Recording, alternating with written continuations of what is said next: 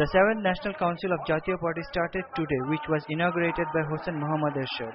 He declared himself as the chairman of the party and wants to continue with this role till his death.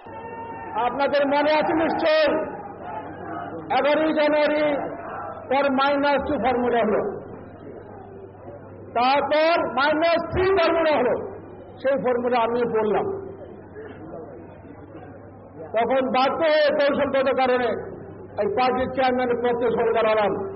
আমাকে দোয়া করেন আমি যেন অসুস্থ না হই, মৃত্যু পর্যন্ত যেন আমি জাতীয় পার্টি নেতৃত্বে যেতে পারি।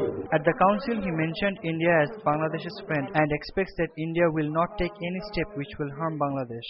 Ershad also commented on the activities of the past caretaker government and the role of election commission. আমরা নিজেই বলছি, আমাদের বিশ্বাস করবেন না, আমরা নির্বাচনে সঠিক নির্বাচন করব না। যদি সঠিক নির্বাচন করতে না পারি তা লোকে কেন আমাদেরকে চালানোর দায়িত্ব দেবেন? তাই আমি বারবার বলে এসেছি, তত্ত্বাবধায়ক সরকার আমাদের রাজনীতিবিদের কলঙ্ক, এই কলঙ্ক মুছে দিতে হবে।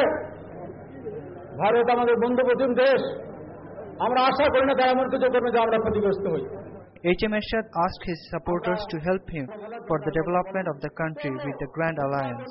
According to the organizing committee, 11,672 councillors and 23,000 delegates came from all the unions, Zelas and Upazelas to participate at the National Council.